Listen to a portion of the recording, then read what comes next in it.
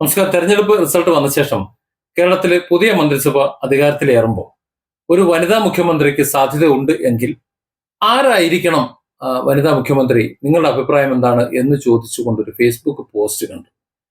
എനിക്കേറെ കൗതുകകരമായി തോന്നിയത് അതിൽ കൊടുത്തിട്ടുള്ള ആളുകളാണ്. ഒരു ട്രോൾ പോസ്റ്റായിട്ടാണ് എനിക്കത് ഫീൽ ചെയ്തത്. കാരണം അതിൽ വന്നിട്ടുള്ള വ്യക്തികൾ അങ്ങനെയാണ്. ഒന്നാമത്തെ വ്യക്തി വീണ ജോർജാണ്. വീണ ജോർജ് മുഖ്യമന്ത്രിയായി വന്നാൽ എങ്ങനെയായിരിക്കും?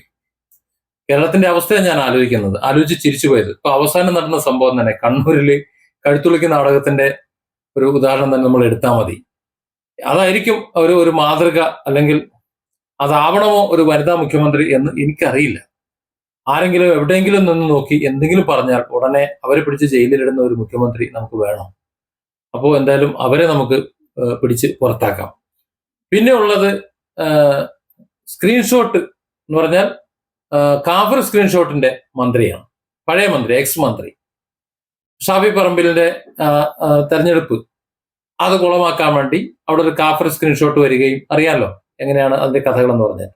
അതായത് ജയിക്കാൻ വേണ്ടി ഏത് തറവേലം കാണിക്കാനും, ഏത് വർഗീയ വിഷം നാട്ടിൽ വിതറി നാട് മുഴുവൻ കുട്ടിച്ചോറാക്കി എങ്ങനെയെങ്കിലും തനിക്ക് ജയിച്ചാൽ മതി, തനിക്ക് അധികാരം കിട്ടിയാൽ മതി എന്ന് ചിന്തിക്കുന്ന ഒരാളെ പിടിച്ചു മുഖ്യമന്ത്രിയാക്കാൻ പറ്റുമോ?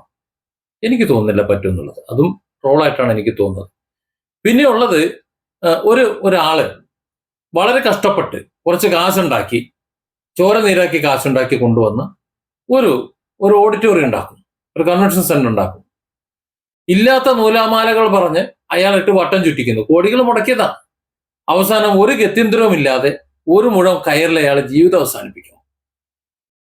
അങ്ങനെ അയാളെ ജീവിതം അവസാനിപ്പിക്കാൻ ഒരു ജീവിതമാണ് നമുക്ക് ഈ ഭൂമിയിലുള്ളത്. ഭാര്യയോടൊപ്പം കുട്ടിയോടൊപ്പം മനസ്സമാനത്തോടെ സന്തോഷത്തോടെ ജീവിച്ച് ദൈവം തമ്പുരാൻ തന്ന ആയുസ്സുണ്ടല്ലോ, ആ ആയുസ് വരെ ഇവിടെ ജീവിച്ചിട്ട് മരിക്കാൻ അനുവദിക്കാത്ത ഒരു സ്ത്രീ.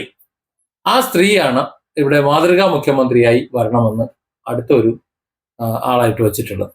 അടുത്ത ആള് പാലക്കാട് കൈക്കൂലി കൊടുത്ത് ജയിക്കാമെന്ന് കരുതിയ, വോട്ട് വാങ്ങി ജയിക്കാം എന്ന് കരുതിയ ആള് ശോഭാ സുരേന്ദ്രന്റെ കാര്യമാണ് അതിനകത്തുള്ളത്. ശോഭാ സുരേന്ദ്രൻ ജയിക്കണമെന്നും നല്ല രീതിയിൽ ഒരു MLA ആകണമെന്നും നമ്മുടെ നാടിന് ഉപകാരമാകണമെന്നും ഒക്കെ കരുതിയ ആളാണ് ഞാൻ. പക്ഷേ കൈക്കൂലി കൊടുത്തതല്ല എന്നെ പ്രകോപിപ്പിച്ചത്, അതിനുശേഷമുള്ളവരുടെ മെഴുകലാണ്. ആ പയ്യന്മാരോട് തട്ടിക്കയറുന്നത് ഒരു പ്രതിനിധിക്ക് പറ്റിയ ഒന്നല്ല. അത് മാത്രമല്ല, ഒരു കളവും പറഞ്ഞു. ആ കാശ് കൊടുത്ത ഒരു സ്ത്രീ അവരെ പിന്നെ ശോഭാ സുരേന്ദ്രന്റെ കാറിനകത്ത് കണ്ടു, പുറത്തേക്ക് ഇറങ്ങാൻ ശ്രമിക്കുന്നത് കണ്ടു. ഒരു ഉള്ളിലേക്ക് കയറ്റിയിരുത്തി ഒരു മുല്ലപ്പൂക്ക് വെച്ചിട്ടൊരു വെളുത്ത ചുരിദാറിട്ട സ്ത്രീ. ആ ചൂടാകല് ഒരു ജനപ്രതിനിധിക്ക് പറ്റിയതല്ല. അവിടെ നമ്മൾ രമേശ് പിഷാരടി കണ്ടുപിടിക്കണം. 4 വോട്ടിന് വേണ്ടി ആരെയും ജയിലിൽ കയറ്റുന്ന ചില വിദ്വാൻമാരുണ്ട്. ഈ കഴിഞ്ഞ തെരഞ്ഞെടുപ്പിൽ അത്തരത്തിൽ ഒരു 3-4 വോട്ട് കിട്ടാൻ വേണ്ടിയിട്ട് ഒരു നിരപരാധിയെ പിടിച്ച് പോക്സോ കേസിൽ കുടുക്കി ജയിലിൽ അടച്ച ഒരു കഥ എനിക്കറിയാം. അതിപ്പോ ഹൈക്കോടതിയിൽ ആ കേസ് നിലനിൽക്കുകയാണ്. അത് കേസ് സ്റ്റേ ആണ്. കോടതി നമ്മുടെ മുന്നിലുണ്ടല്ലോ. അതാണ് നമ്മുടെ ആശ്രയം എന്ന് പറയുന്നത്. അപ്പോൾ ആരും മോശക്കാരൊന്നുമില്ല. 4 വോട്ടിന് വേണ്ടിയിട്ട് എന്തും ചെയ്യും. എന്നാൽ ഇങ്ങനെ പരസ്യമായി ഇത് പിടിക്കപ്പെട്ടപ്പോ ചാടി ആക്രോശിച്ച്, അതായത് അതാണ് എനിക്ക് ഇഷ്ടപ്പെടാതിരുന്നത്.